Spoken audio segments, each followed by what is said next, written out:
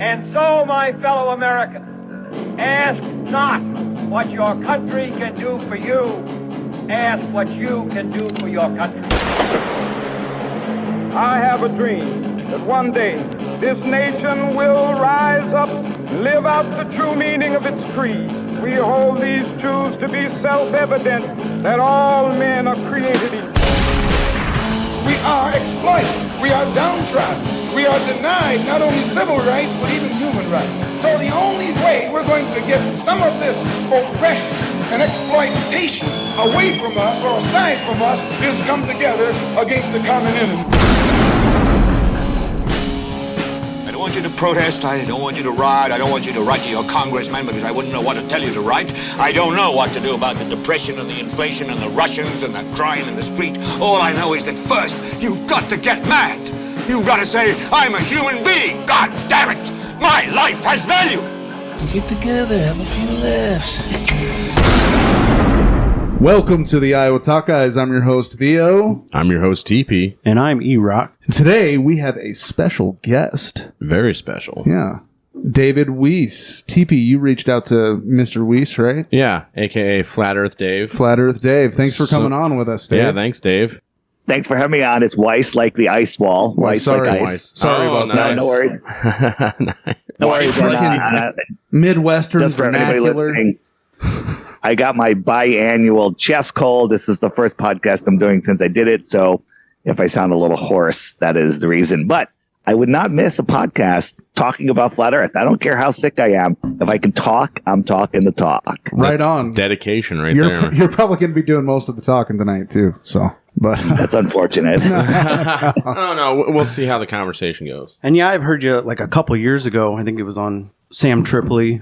Yeah, tinfoil hat. Yep. Yeah, and you've been on Sean Hibbler's, I think, Level with Me and Next Level. I was in his two movies. I was in another movie called Origins Untold. I've been on with Stu Peters, Peggy Hall, Alex Jones, and the rest of them. I'm going on Roseanne Barr in March. Good. Wow. And some other big ones coming up. So you guys are, you guys know, I forget what you guys are questioning. Correct. The Earth. Gun to your head, you'd probably take the bullet because you wouldn't know what to say. We're curious. Yeah. And unlike Professor David Farino or whatever the hell his name is. Yeah. Fake professor, failed musician Dave. Yeah. Just a total asshole. Yeah, God bless you for your patience, man. We're opinionated and we can be assholes ourselves, but not like that. Yeah. I hope Buzz Aldrin punches that guy. Yeah, that guy. That guy is total clown. So that's all I got to say about that. There's a video that's on all my channels. It's on my app under the Debunking the Debunkers, where there's a channel called, Mind Shock, that doesn't take either side. It just looks at logical fallacies and ad homs and keeps score, and it's hysterical. And Dave broke the record. Well, yeah, when you search your name, that's the very first Google search result is obviously. Well, that should tell you something.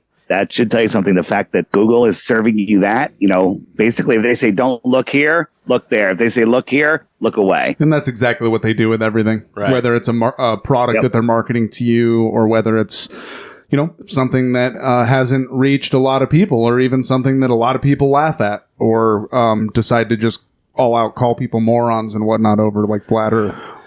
I did that when I first heard about Flat Earth. I called people morons. I laughed at them. I refused to look at their evidence. Absolutely. I did the same thing. I did the same exact thing. Yeah, and even when we told people that we were going to interview you, I got some friends that were just, why are you doing that? That's so stupid. Are you guys familiar with Jeff Berwick and the Anarchapulco conference, the Freedom Conference in Acapulco? No. Yeah, he does it with, macroaggressions. What's that guy's name? How come you haven't, Clint? No. Charlie Robinson? Charlie Robinson, yes, thank you. Yeah. So I have heard of that conference, yeah. That'd be fun. So that is that is coming in February. I'm actually speaking there on Flat Earth. It's the first time they've had a Flat Earth speaker on there. Oh, wow. But I think at least 8 of their speakers, including Jeff Berwick and Charlie, are Flat Earthers. So they're getting a lot of crap for allowing a flat earther to speak there. But anybody that sits through my presentation, I have a killer presentation. 45 minutes, people's heads are going to explode. It's going to be phenomenal. So if anyone's looking for some fun getaway, you can go virtually or you can go there and have the experience of your life. The Flat Earth is going to take over that conference this year.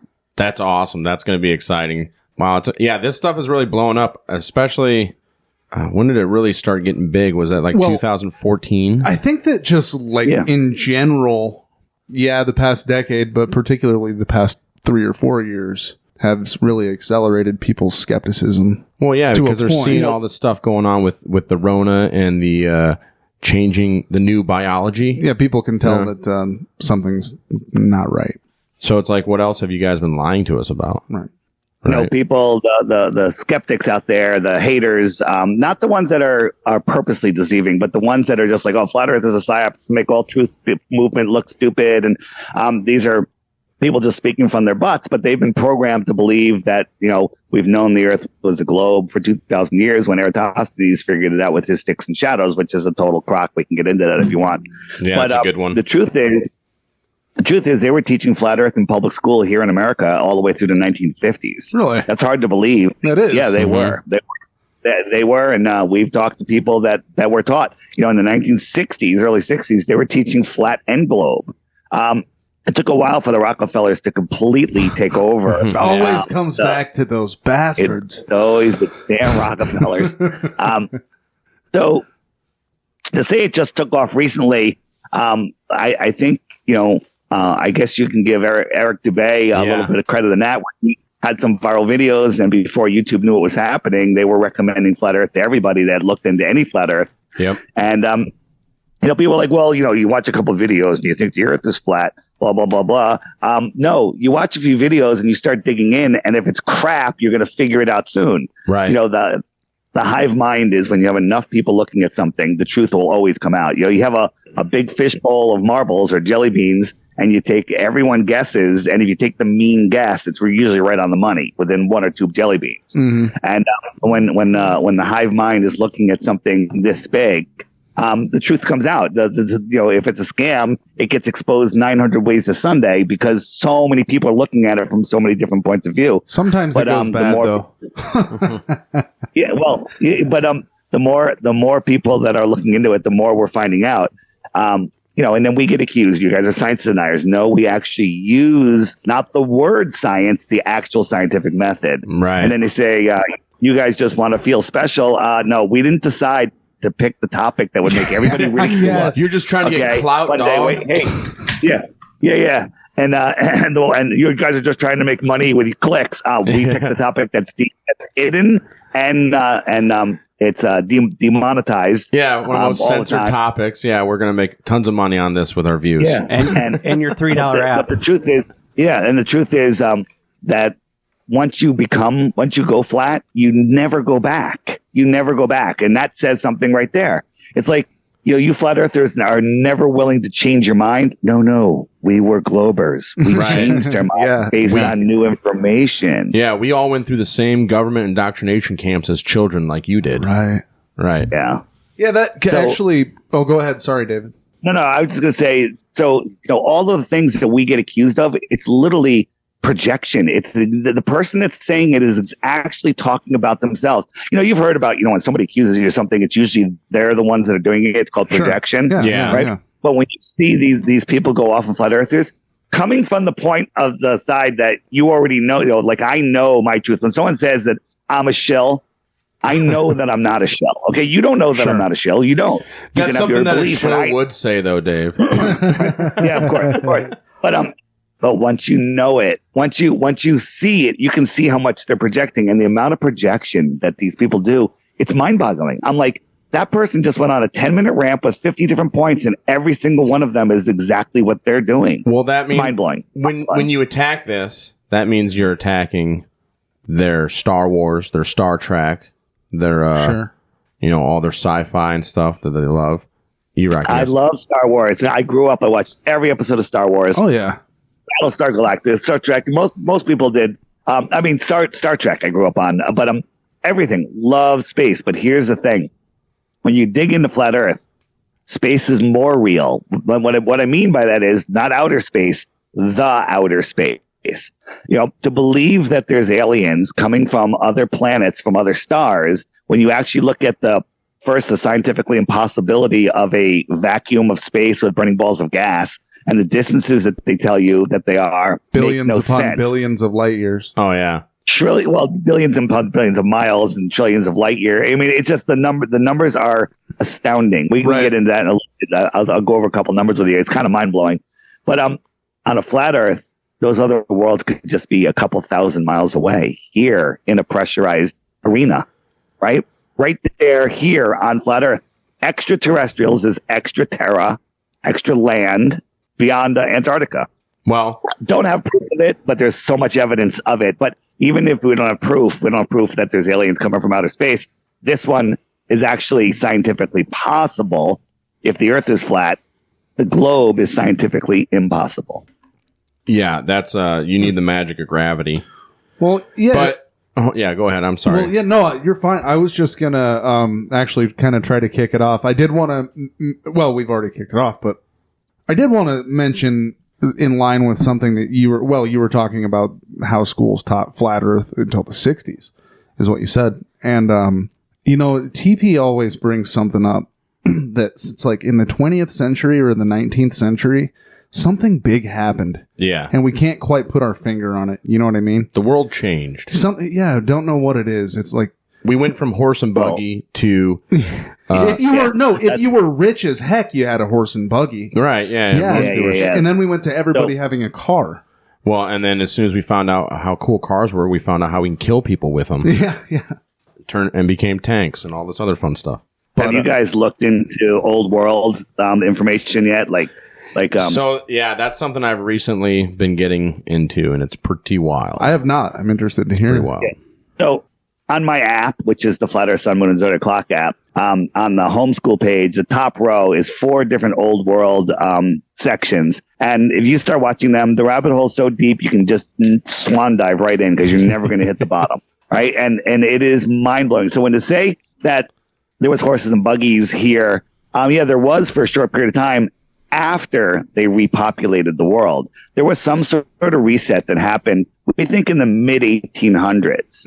And everybody disappeared. I don't know if they died or maybe they moved to the outer lands. I don't know. But the cities were already here. Maybe they got exterminated.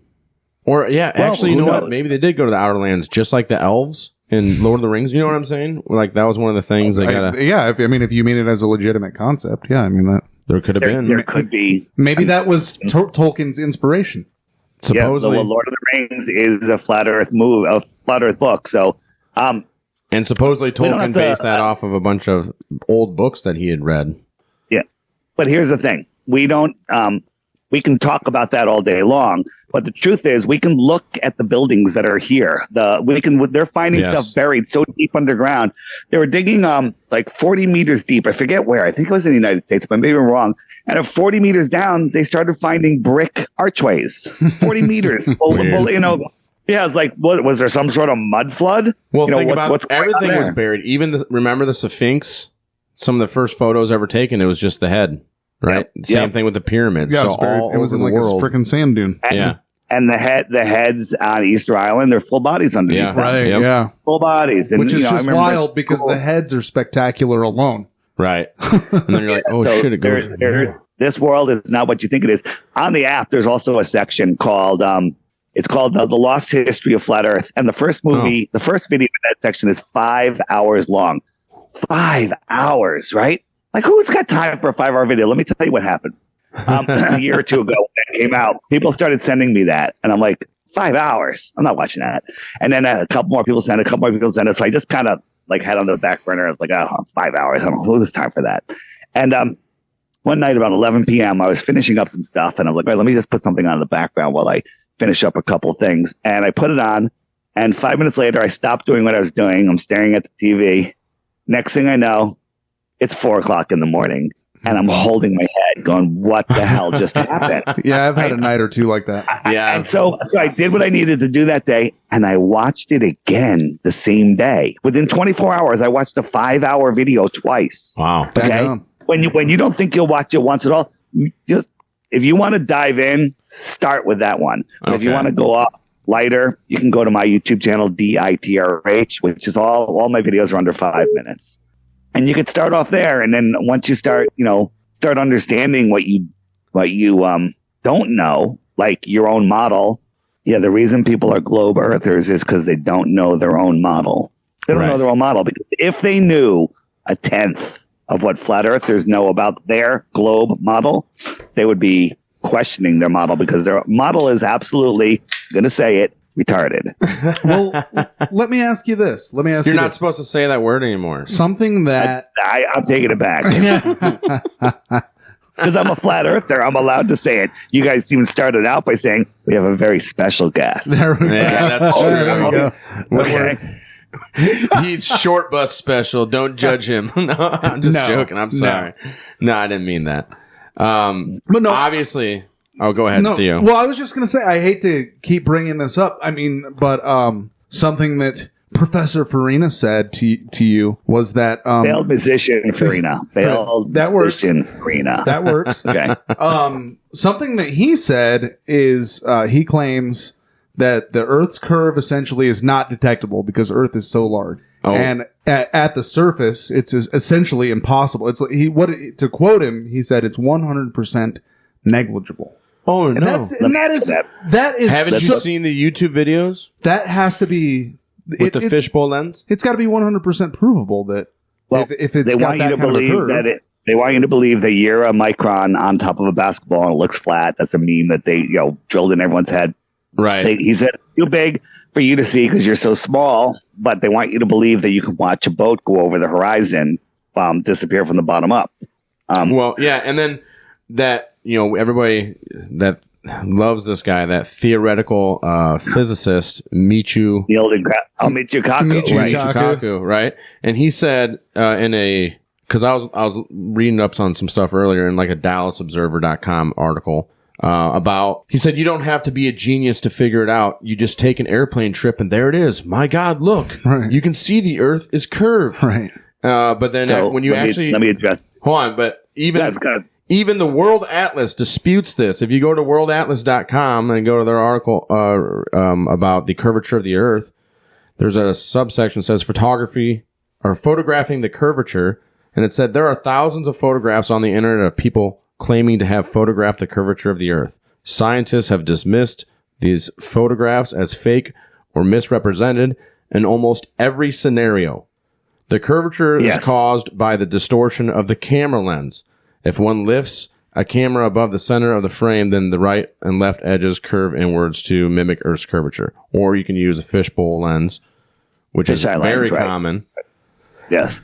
So let me address a couple of these things. If we lived on a ball, there would be a physical limitation set to be no more than X, which is 8 inches per mile squared, which is that usually actually using the Pythagorean theorem, which is a proven mathematical formula. Oh, yeah. Framers, people that build use the Pythagorean theorem all the time, dude. 3, 4, 5. So at just 3 miles, there's 6 feet of drop if the Earth is the size that they tell us. Yes. So if you're standing at the edge of calm water watching the sunset, you're watching the sun intersect with your visual horizon at just 3 miles away. That's not where you see the sun, intersect with the water. It's way out there. Right. And you shouldn't be able to see the surface of the water beyond 3 miles because it would be behind a physical curve. Now, on a flat Earth, the horizon is optical. And as if you stand up, you can see farther. And if you're sitting down at the beach on a ball, that horizon's closer than 3 miles. It's like 1.5 miles. So that's not what we see. I can take a camera, I can zoom in on things and see them dozens of miles away. I can see people sitting on the beach. I can see what about the ships that go over the curve, David? Well, something that was mentioned, I believe, on your website is that from, what's the name of that? From Genoa, you can see Corsica. Etna? No, Elba.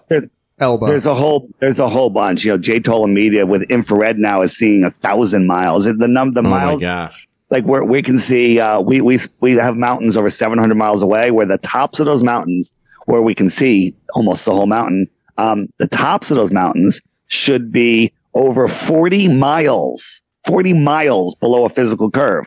And the globe will go, well, I can't see the bottom third of the mountain. Well, that's because of the way your eye is looking. But forget the bottom. The top should be 40 miles below a physical curve. Right. 40 miles. Right. But there it is. Mainstream media, they won't touch it. Mainstream scientists, silence. Silence is their only defense. Did you know Rob Skiba or know of his work? Oh yeah, good. That's good friends with Rob. Were you? Yeah. Well, yeah. Unfortunately, he was, I think, murdered.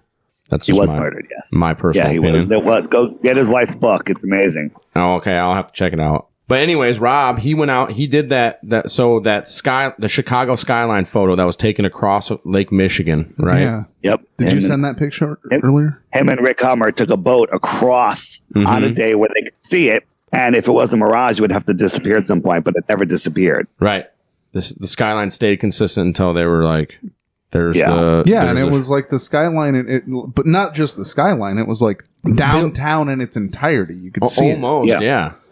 Yeah. And go ahead. What people don't realize is there's other things that will make the bottoms of buildings and the bottoms of ships disappear. One, when you're looking across the land, across the water, you're looking through all atmosphere. Yes. So the farther you look, atmosphere, you're looking at them, and water particles will magnify things. When you magnify something, it's going to get pushed into the horizon more. The other thing is a little wave, a 1 foot wave, like halfway in the distance or somewhere in way, the city is far beyond that little wave. So the city gets smaller and smaller and smaller, and that little wave can block the whole city. That little wave that you can't even discern could literally block entire skylines.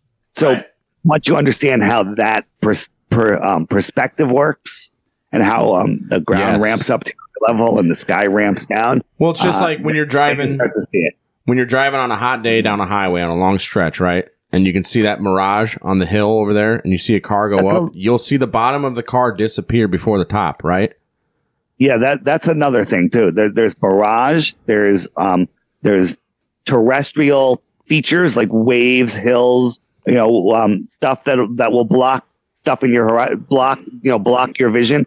So if you're standing next to a building, a tall building, 10 stories tall, you're right in front of the building, and the sun's directly over your head, right? Now, let's say it's noon and the sun's directly over your head. The building's across the street. It's 25 stories tall. You're down in Rio de Janeiro, so the sun's right over you. Yeah. The sun's over you. So now the sun is moving, just moving away, and it goes over the building. And now you can't see the sun. You're in the shade of the building. It's like now it's 1 p.m. and the sun went beyond the building. Now it's beyond the building. If I'm painting the picture in your mind correctly, it's beyond the building. It's not below the horizon. It's just beyond the building. If you went up to the top of that building, you'd be able to see the sun again. Or if you walk backwards a couple hundred yards, maybe you'd be able to see the sun again because the building would get smaller and you'd have a better angle to see the sun. You with me? Right. Yep. I understand that. So now if you go back, I'm somewhat tracking. Yeah. Okay. If you go backwards a mile, just 1 mile, let alone 10 miles, the top of that building will now be at your eye height. Right.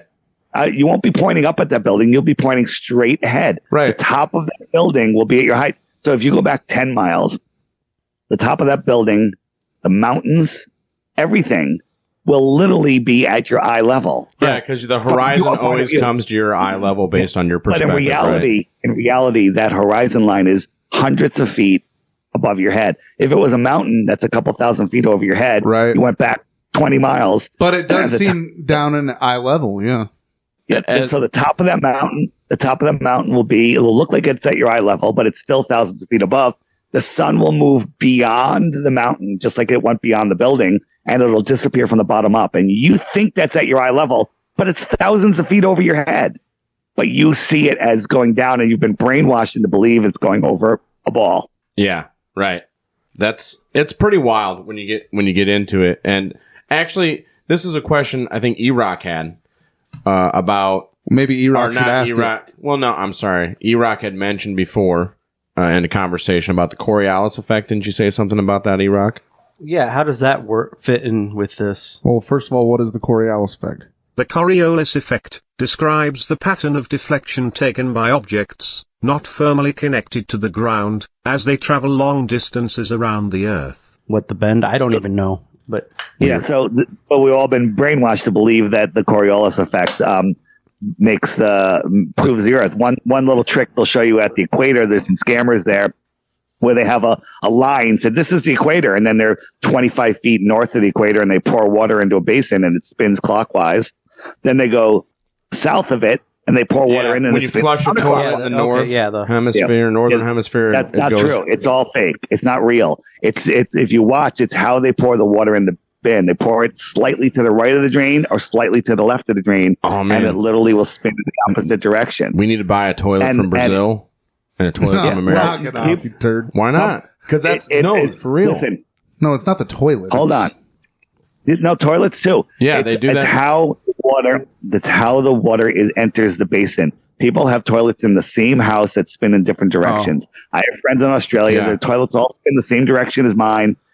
In my other house, I had one toilet that spun one way and the other one that spun the other way. Does that mean I'm like you must have had a Brazilian? It was some South American toilet.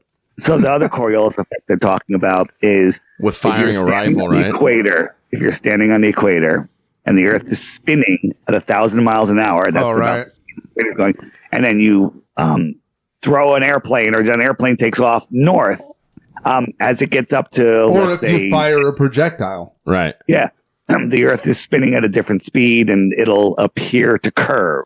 Okay, and that's supposedly the Coriolis. Like if you threw a ball to somebody while you're on a merry-go-round, to them on the other side of the merry-go-round, it's gonna look like it curves. All right. So that doesn't happen. There is no Coriolis. Now, however, they say, well, what about storms? This is different. So storms in the south will go counterclockwise, and storms in the north will spin clockwise, or vice versa. Vice versa, I don't know. That is because the sun and the moon travel between the tropics, which is the equator, and just a little north and south, and they have an electromagnetic wake. And it's just like pushing your hand or a paddle through water. Watch on the opposite sides of your hand, you'll have counter spinning vortices. That's what. And would that account for the tides then as well with the moon? Yeah, no, because the tides are different. The tides are different. That's there's a thing called. They're clockwise in the northern hemisphere and counterclockwise in the southern hemisphere, allegedly. Well, I'm talking about the moon, the tides. So if it's got an electric, you said it was an electric magnetic force? Electromagnetic force. So check this out. We know that during full moons, we have higher tides. Right. So let me ask you a question. What's the difference between a full moon and a new moon? No difference other than the amount of light that's on it, right? Right. New moon. So when there's a full moon, you have the sun on one side of the Earth and the moon's on the other side of the Earth, with the Earth in the middle. That's right. So now you have the sun's gravity pulling one direction and the moon's gravity pulling the other direction. So when there's a new moon, the moon is on the same side of the Earth as the sun, lined up. Why wouldn't there be gigantic tides then? Because the sun and the moon are both pulling on the same side. Yeah, no shit. Right. Wow. Yeah, there should be like tsunamis everywhere. Yeah. Fucking Hawaii. But that doesn't happen. And the sun isn't correlated. The sun isn't correlated to the tides either. Even though it has way more gravity. The sun's holding on to friggin' Pluto, for Christ's sake. And it can't affect the tides on Earth. So what's the difference between a full moon or the moons on other planets? Because during a full moon, the moon is powered up. Yeah. The moon is full light production. The moon every produces 14 days. Light. Yeah. It goes from new moon to full moon every 14 days, then full moon to new moon, 14 days. So now I'm sure you have, not to interrupt you, but so a very easy at-home experiment that you can do for yourself for our listeners, and Dave, I'm sure you've done this. I just haven't seen the video, but the digital thermometer with the moonlight, that test. You know what I'm talking about? Yeah, Dave knows what I'm talking about. You guys have enlightened me. So you just take a digital thermometer, and on a full moon, especially after the moon's been out for a little bit, you go out to your concrete and you can take a digital temperature of the shadow. Sure. And then take a digital temperature of the moonlight. I think maybe I have seen this. And it's always colder, dude. In the moonlight is colder. Wow. Now think about, we're from Iowa. It gets cold in the wintertime here, Dave. And the moon, and the moon's awful bright because we have a little light pollution, but not really bad. In a dead winter night out here on the open fields when it's just nothing but a foot of 2 feet of snow and it's a full moon. Holy smokes, man! Or when that moon's out. Oh yeah, and if you have a wind on top of that, it's brutal. You're right. Hang on a second. Let me just tell you something about the moon experiment. There's 900 ways to do that experiment wrong and get a false positive. Doesn't mean that it's not true. I mean, because people will say, all right, they got the moonlight shining on their yard, and then they'll set up a piece of cardboard a foot over the yard to create shade. Well, that's also creating insulation. Okay, so then they'll measure underneath it and go, look, it's warmer. That's a false positive. But so mine doing it on the concrete after you wait about half an hour or so is what I did. Well, the best way to do it is like on the concrete, or it doesn't matter. I don't really care what the surface is, but concrete is okay as long as there's like a wall. They're both absorbing the same amount of temperature is how I felt. And if there's a vertical like brick wall or something that is causing shade on the driveway, that works perfect because it's not insulating, it's not hovering over it, and you can do it. There's 100 ways to do it right, but there's 1,000 ways to do it wrong. But when you do it and you do it right, you get a significant temperature. And then I love how the trolls come out. I've done it. I've done it a couple different times in the driveway and out and back, but I always do it on the patio, right on the concrete, and I've gotten significant differences in well, it's like usually like 7 to. About 7-8 degrees. Yeah, 7 to 8 degrees, 7 to 9 degrees, somewhere around there. And which is still, that's like stepping underneath a tree in the here's something to think about. In the middle of the day. It can be a lot of difference. In the summer, when the sun, it's beautiful sunny day, it's nice and warm. When the sun sets, you watch it set, it disappears, looks like it's going over the horizon, but so it's gone. How much does the temperature change in the next couple of minutes? Not a lot, right? It slowly gets cooler overnight, slowly, right? So the sun is going behind physical Earth curvature of the Earth as a globe. So it's being blocked by dirt, the Earth. But we don't feel that sudden change in temperature. But during a solar eclipse, when whatever it is that's blocking the sun, temperature drops 15 degrees in a second. Right. What's going on there? Why is that different? The Earth is eclipsing the sun. You should feel the temperature difference. But during a solar eclipse, the temperature drops like 15 degrees in seconds. Right. Oh, yeah. Uh-huh.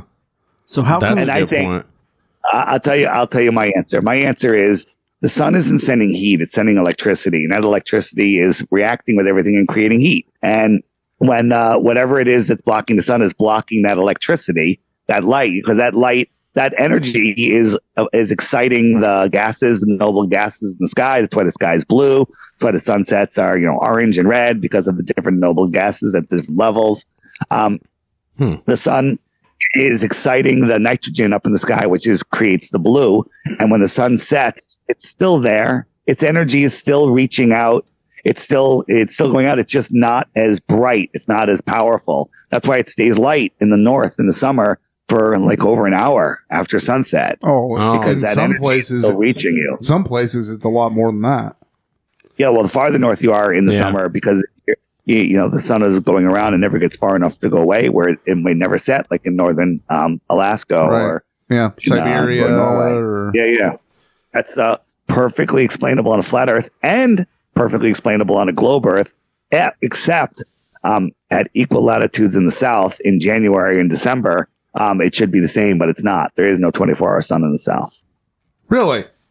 Yep. Huh. Yeah, I've heard that as well. It's nuts. There's a bunch of faked videos, and there's different Antarctic stations that have webcams that never give us a full 24-hour feed. But Flat Earth Banjo took feeds from all of them in December, right around the solstice, when it should have been nighttime 24/7 for all of them. And there was plenty that were in daylight. Yep. Really? Plenty that were. No, it should not. I'm sorry. My bad. It should have been 24 hours of sun in December. And, there were many of them were black. In Antarctica. Black. Really? Yeah, in Antarctica. Yeah, and that's impossible in December. Well, there would only be, according to, traditional thought, at least maybe an hour at most. Yeah. of darkness. Of darkness, but right. But the farther south you are, the more it just. That's so wild. Yeah. Get over it, everybody. Earth is flat. Huh, interesting. So NASA tells us, and the world tells us, with the phases of the moon, that the moon is on the other side of the Earth, and the sun's hitting it, or hitting the Earth, and then casting basically the shadow of the Earth is what causes the moon phases, right? No, that's amazing. It's amazing. Not only do globe earthers get that wrong, some flat earthers get that wrong also. Really? That's what causes. Yeah, that's what they say causes an eclipse. It's supposedly the angle that the sun is hitting the moon. So when it hits the moon from the back side of the moon, like when we have a new moon, it's only lighting up the side that we can't see. Yeah, therefore it's our new moon. That makes sense, but that's not what's happening, because first, during a full moon, there's a full moon tonight, boys. Go outside and check out the full moon, and you'll notice that it's bright and you can read by it, and it casts your shadow on the ground. Yeah. Then during the day, go out and try to find a piece of cement somewhere. Maybe go to Target where they have one of those cement balls out front or whatever somewhere, and look at it. Is that casting light? Is that casting your shadow behind you? Is that bright as you see the moon?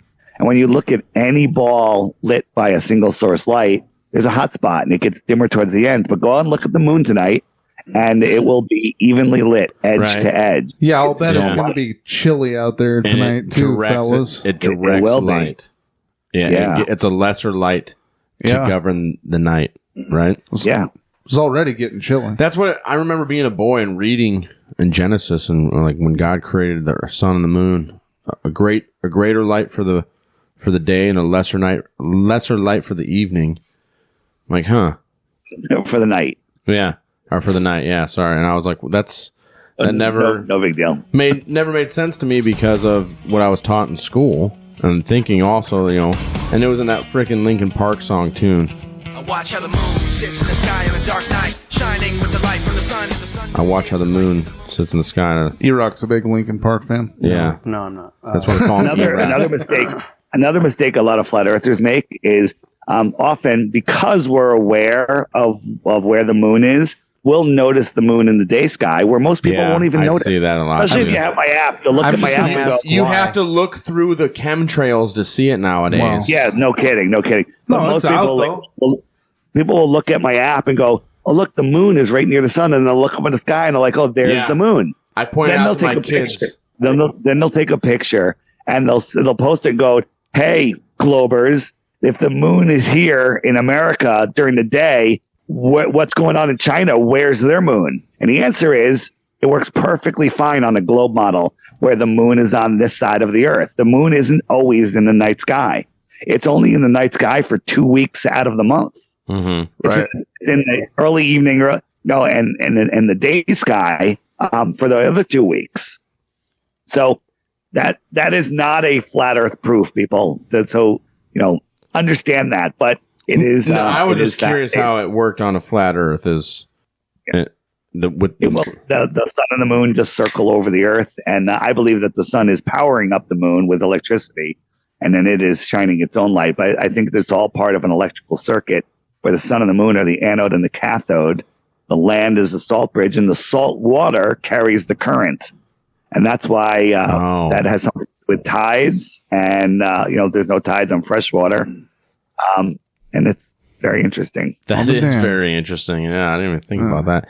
Well, and I know one thing, too, that I just find hard to believe that the sun is, what's the number, 23 million miles away or something? Or 93 million miles away. 93. Okay, 93 million miles away.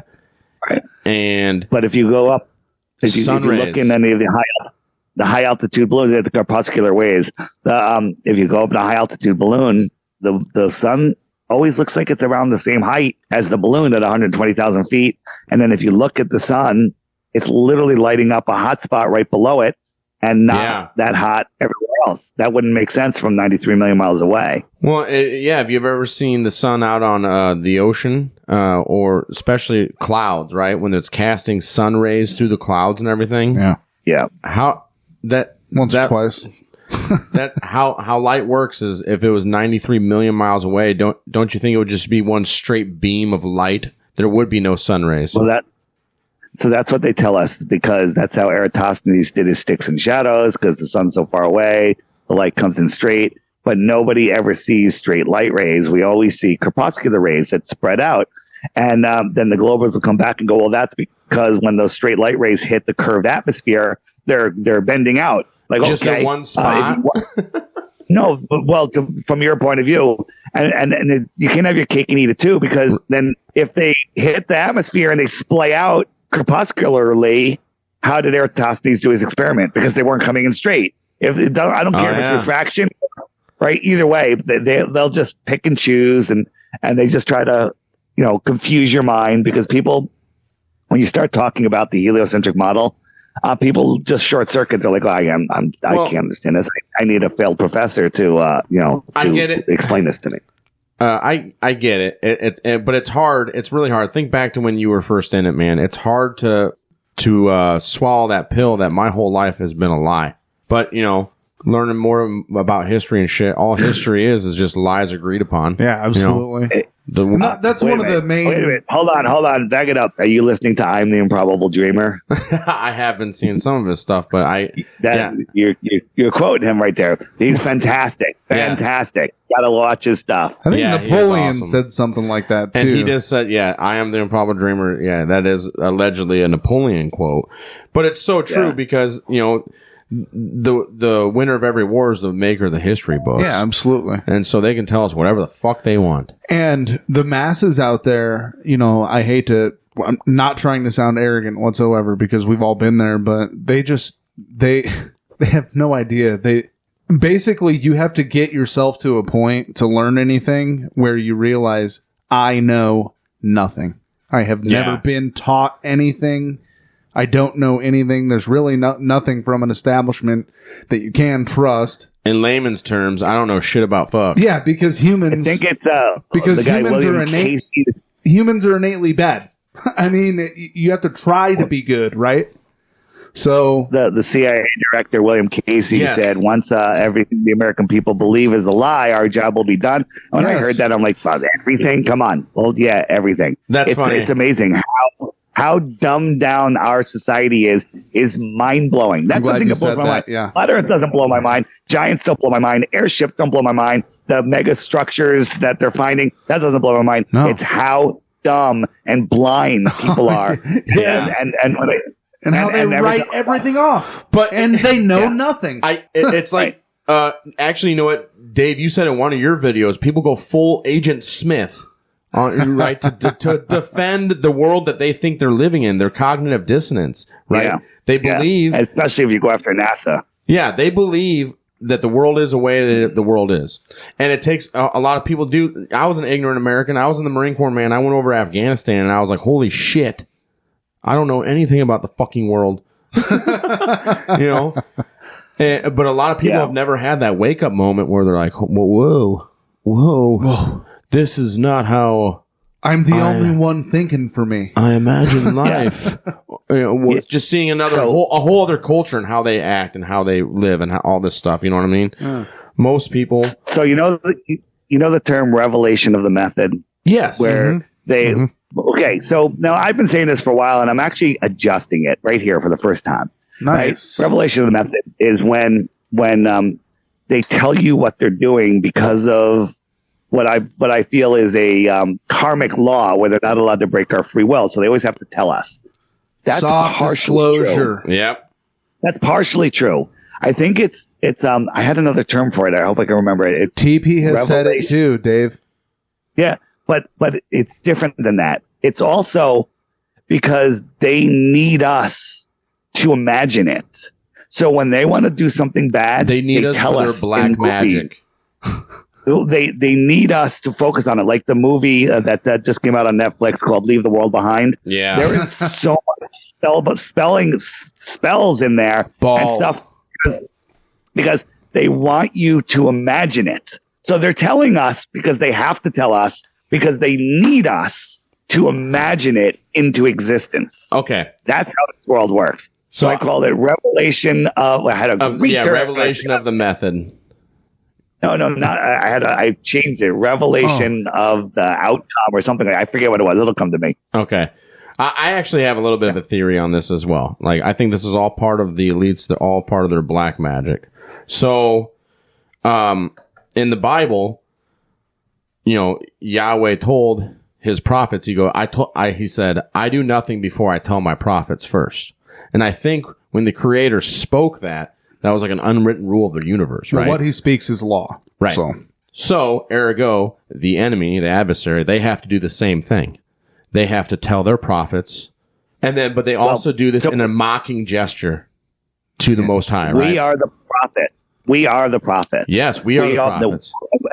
And so when we read bad things and watch bad things and listen to bad things and start thinking bad things, the demons go, your prophet said it, so we can do it. Garbage your in, prophet garbage out. it. Yeah. So they're literally getting us to prophesize. So, on the morning of 9/11, there was over a dozen drills going on of airplanes. Right. NORAD. Crash into buildings. Yeah. 7/7 bombings. 7/7, I was just about to say, London. Yeah. Right. Well, and weird. Without mentioning all of them, because I want to put this on YouTube afterward. Event 201 with COVID. Right. Right. Yeah. They always tell us, because it's revelation of the process. I'll call it. There you go. Right. The revelation of the. Oh God, I had a great word for it, but it'll come to me. So they're telling us because they need us to prophesize it, so the demons have permission to pull it off. Oh yeah. Sounds crazy. And if you don't believe it, that's your problem, because that's how this world works. Yeah. Well, yeah. That's why I said there's something spiritual going on here with it. All you have to do is not believe. And it's part of the elitist, part of their black magic. They do it because, for one, I think it's like an unwritten rule, but two, as a mocking gesture, and three, that's why they have their own little ceremonies, like the cremation of care out at Bohemian Grove. We did all this shit, but we don't got to worry about it anymore. And you do, because we offered it up to Moloch. Oh, just wait, because nobody can mock the Most High, right? It says that. Yeah. And so when you try to do that shit, man, you're only sowing your own fate. Yeah, this world is so crazy that even the most in-depth truthers, our minds are blown every day. Every day, there's you just find more and more stuff.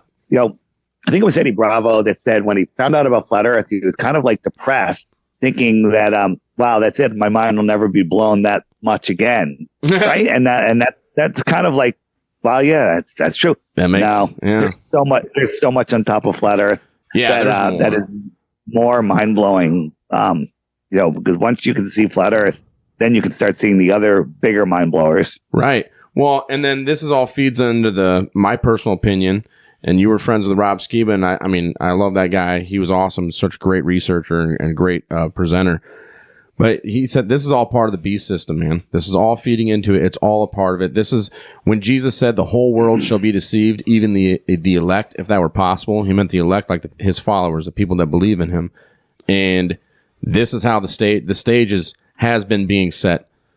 We're in it. Seems we're more and in more it right like now. That. Yeah, it seems more and more like. Because when you talk about the leaders of the world right now, when it comes to anything, deception is the name of the game. Yeah. It's right at the forefront of absolutely everything. So, I don't know. That's what makes us talking to a flat Earth person. We're not like a particular flat Earth podcast necessarily, you know what I mean? But well, yeah, we're just a podcast. We can definitely talk to you. And you're open. A flat Earth podcast now. you guys are a flat Earth podcast right now. I am open to anything because I know that lies are the currency of our age. Right, and condemnation before investigation is the height of all ignorance. That's one of our philosophies for the show. So absolutely. We'll talk to anybody about anything. Here's the thing. I helped Owen Benjamin discover flat Earth, and he's one of the greatest people to destroy NASA and just make fun of heliocentrism in a really intelligent way. But he says he doesn't want to say that it's flat, because, and I'm okay with that. It's that we know it's not a globe. We know that we're on a level, non-rotating, horizontal, non-moving plane, and that's it. That's all you have to understand the lie, understand that we are at the center of creation. Well, right. And then once you get there, everything changes. Well, it's important to remember that when it comes to NASA or other agencies such as the CIA, among other ones, I mean, hey, even our Navy, our Air Force, our Army, Nazi officers came over and were employed by them. Yeah. So the Department of Energy and Disney and everything. You know, any sort of deception and manipulation is possible at that point. So I mean, that's incredibly Werner well. von Braun, Yeah, absolutely. Was supposedly came over in Project Paperclip, but Project Paperclip, what was that? Bringing over Nazi rocket scientists? Well, guess absolutely. what? There was no rocket space race. So Project Paperclip was the rockets the Nazis were making for weapons. but all of that was done in court. All of them, Russia and the United States and China, they're all in it together. Absolutely. It's all one Seems thing. like it. So Werner von Braun, you know, if you go by the official story, he did write a book. Again, is this programming or is this us being prophets and willing it into existence? That Werner von Braun wrote a book called Project Mars about a group of people that went to Mars. And it was led by a guy named Elon. He wrote that in 1957. I think I've heard about weird. this. Yeah, 1957. So he got us all thinking about it, and then now they're faking it. This world is not what you think it is. Yeah, it's amazing. Absolutely not. Yeah, it's way more awesome. What do you got, E-Rock? Can you bring up the Disney correlation with that? Well, Disney and Werner von Braun were best friends. Yeah, we've talked about that. You know, and so the logo. Look, right, you got the firmament and the dome, the popping through the firmament, the Tower of Babel, and then all of the sexual innuendos that they put in the Disney films. And it, you know, you guys have seen all the breakdown of that, right? Oh yeah, we talked about it. We're going to be doing a show here with some other with 643 Conspiracy soon. The first picture that comes back from Elon Musk of Earth, it's got the word "sex" in the clouds. Literally a big SEX. Yeah, the freaking Photoshop. Like you can see it. It's clearly put in there. Really? Oh yeah. I'm like, yeah. Who do you think you are, Walt Disney? A Musk? Calm down. Yeah. Jeez. I have a compilation I played in some of my video interviews where you look at Jeff Bezos' Blue Origin. Look at it. It's a big dick. It's just a big dick. Just like Jeff. Just like Jeff. Right. Then you look at Richard Branson and his Virgin Atlantic. It's the ovaries of a woman. Oh, look at it. Flip it over. It's literally the female reproductive organs. And then whenever Jeff Bezos, when his rocket launches, the cameraman must have epilepsy because the camera's going up and down, up and down, up and down, and it looks like the freaking thing is being whacked off. And Austin Powers got it right. And then his cameraman's having an epileptic seizure. Dude. It's fucking brutal. Yeah, it is. And then there's, you look at the NASA launches, they got these, the rocket with two giant balls next to it. I mean, it is so just like Austin Powers. Stupid. Yeah. Yes. Yeah. Colonel, you better take a look at this radar. What is it, son? I don't know, sir. But it looks like a giant dick. Yeah, I don't know if they were just rubbing it in our faces or if it has some, magical spell to it. I don't know. Dude, yeah, I really don't know either. But to me, it's they're setting us up for something. Well, yeah, you have to first know that you're being deceived. I mean, right. People are trying to deceive and I get it. Manipulate you. I totally get it, dude. I remember my red pill moment, like coming through it, where I'm like, it pissed me off. It made me angry. Yeah. You first learned everything's a lie. Yeah. When I found out, I'm like, oh, cool. This is why I have brothers buried in Arlington Cemetery. Fucking sweet, right? Americans always good guys. Yeah. Turns out I was the terrorist aggressor. Well, I'm not saying that. No, but no. So I totally get how hard of a pill it is to swallow for people, But once you accept that and start understanding, like, yeah, they lied to us, but being pissed off and sitting here being super angry about it's not going to do a damn thing. No. Got to do something productive. Yeah. So turn that energy well, that's why, into a positive. That's why energy. That's why I go out and talk to guys like you and other places, because if everybody wakes up to flat Earth, we literally unplug from their heliocentric trap. If we live on their map, their globe, their made up, invented, fake, satanic world, he who invented it owns it. So if we live on their world, then we have to play by their rules. And if we use their monopoly money, their fake printed nonsense money that has no value, then we have to abide by their rules. Which, if you unplug from their system, go back to the flat Earth, to nature, to God's law, then they lose control of you. That's why they're hiding flat Earth. Because if all the flat earthers that are awake are literally unplugging from the system and discovering that, hey, they don't have to listen to that. They don't have to pay that. They don't have to do this or that. Right. Energy turns out energy. I shouldn't have to be paying for this shit. Yeah. So there's ways around everything, and legally, and you don't have to play on their stupid game board. That's the trick. Why does it matter? I still have to go to work on Monday, is what people have been trained to say. Sure. I say the same thing. I don't even know what day of the week it is today. It's a Wednesday. I don't either. Yeah, Wednesday. There we go. But, it's also worth noting that it's not, there are a ton of what most people would consider to be reputable folks that are flat earthers. There are pilots. Yes. There's many. Absolutely. The Earth is flat. We know I have dozens of pilots from all different major airlines, everyone that you can mention, that would call me and talk to me all the time. Here's a little story. One of them told me the other day. He said he was flying across America, I think over Michigan or somewhere out there. And he said he got a call from the control tower, said, listen, there's 2 NASA balloons descending through your area over the next 50 miles that have no transponders.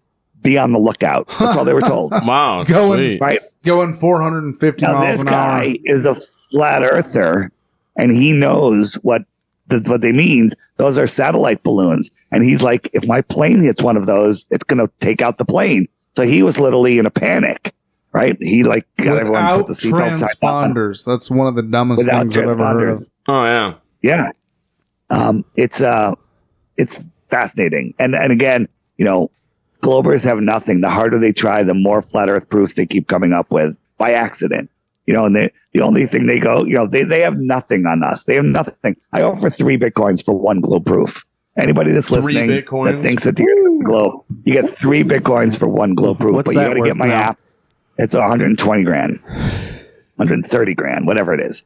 But you're not getting them because the earth is flat. So there you go. So suck it. That's awesome. Yeah. Well, ever since I was little, when they told us, the earth is spinning at 1,000 miles per hour. How does that? Yeah. Really? How is that real? If you're in a balloon, if you go up in a balloon on the equator, you're moving sideways at 1,000 miles an hour. If somebody at the same time goes up on a balloon on one of the poles, North Pole, South Pole, if there was one, you're moving 0 miles an hour and you're just pirouetting like a figure skater. Okay. Wow. Turning around once every 24 hours. Right. How does that work? How does that work? Explain that to me. Maybe that's why they won't let us near the poles at all. Yeah, exactly. And then if the images from NASA of the Earth, shouldn't it just be a big blur? Yeah. How about this? If you're it's going so fast. If you're on a helicopter or an airplane at the North Pole and you take off and you fly to Ecuador and you're landing on a runway that's oriented north-south, how are you going to land on that runway? It's moving sideways at over 1,000 miles an hour. How are you going to land on it? Where are you going to get that tangential speed from? Right. No, that's a good point too. Yeah, it's just. Well, listen, guys, we're at our hour's end. If you have anything else, another minute or two, but you can find all my stuff at flatearthdave.com. If you have a show that you want to book me on, flatearthdave.com, check out my app. It's a way to get around Google censorship. It's got so many new features on it. And the Friend Finder, soon to be a full-on dating and true Friend Finder site. Ooh. Love it. Yeah, nice. It's amazing. All right, cool. Definitely. 125,000 people on it already. Wow. Well, no, hey, we really appreciate you coming on. Yeah, thank you so much, dude. This is awesome. An honor to have you on, and we appreciate it. Yeah, we should have another show sometime. Awesome discussion, too. No problem. Yeah, we can do it again. When are you guys going to put this up? It's probably going to drop on the 1st. All right, make sure you send me a link, and I'll share it around. Okay. Sounds Thanks. good. We really appreciate it. Appreciate it. Thanks. All right, guys. Peace out. All right, hey, get vitamin C echinacea, man. You know, elderberry. I'm on it. You got Thanks, it, guys. Happy New Year. All right, take care. Happy New Year. Yes, see sir. You. Bye-bye. Bye-bye. Bye.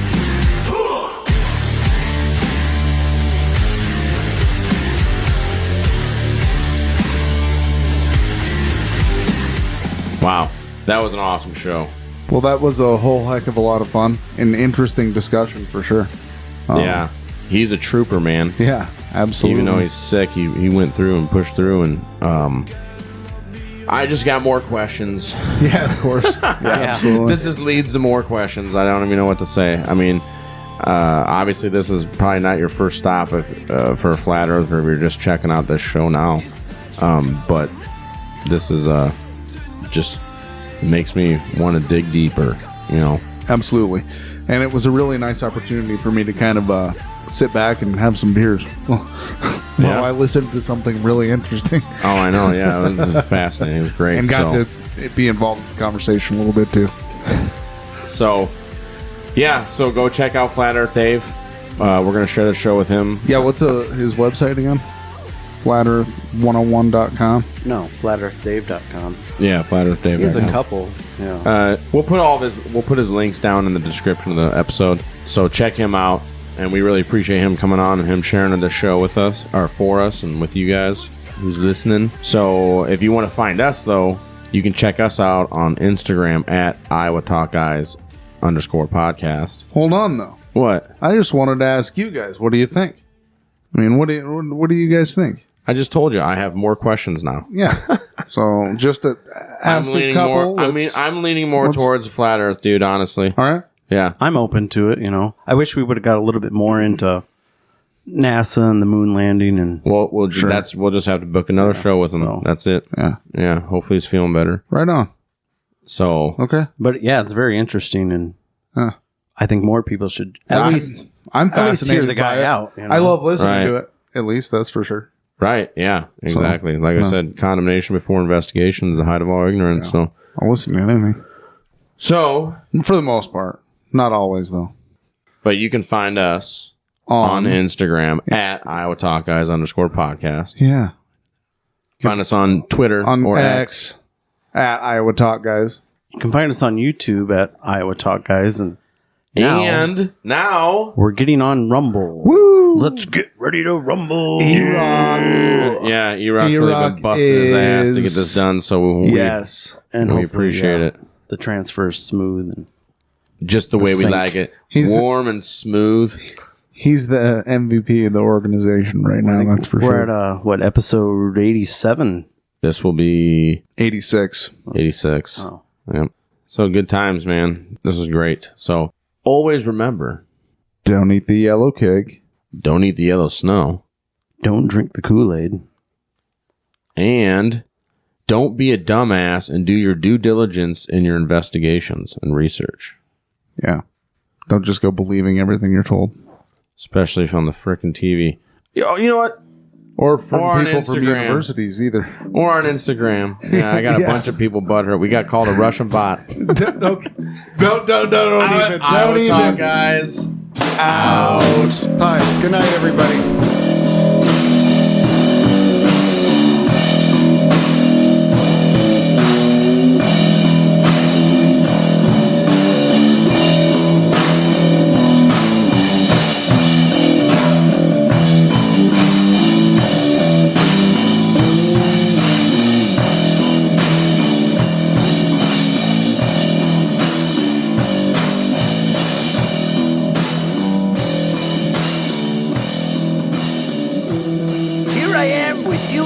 And I'd rather be here. I'd rather be here. So thank you very much. Very nice. Appreciate it.